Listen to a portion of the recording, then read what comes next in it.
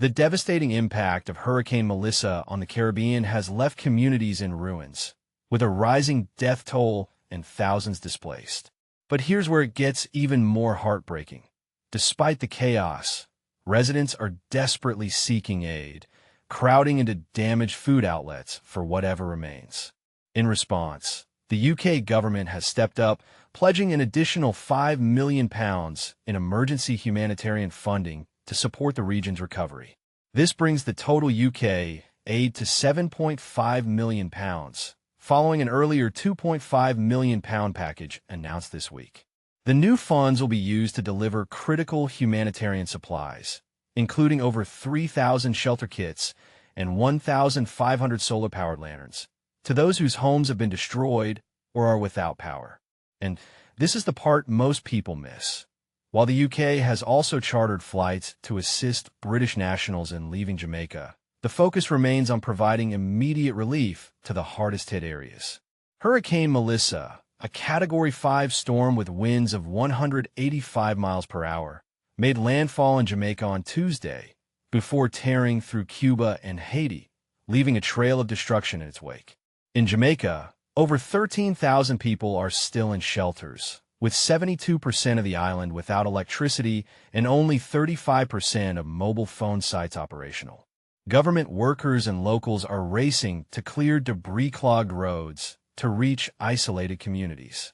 Tragically, at least 19 people have died, including a child, and officials warn the death toll could rise further. Here's a bold question to consider.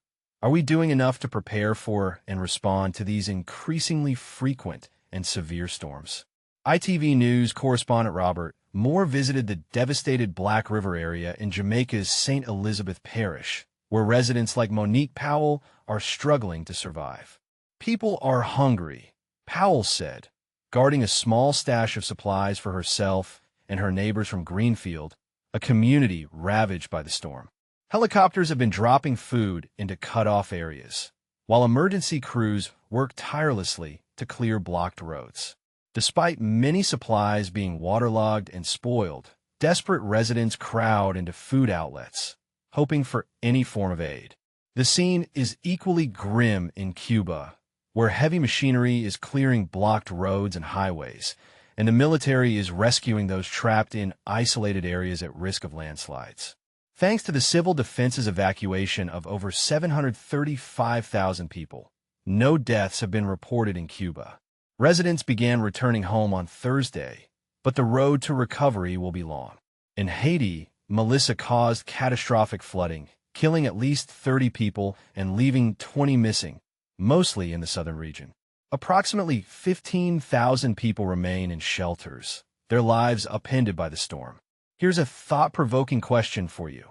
How can the international community better support vulnerable regions like the Caribbean in the face of climate-driven disasters?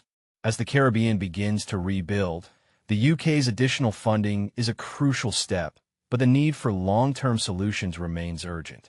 For exclusive updates on this and other critical stories, subscribe to our free weekly newsletter or listen to our expert podcast to stay informed on what you need to know.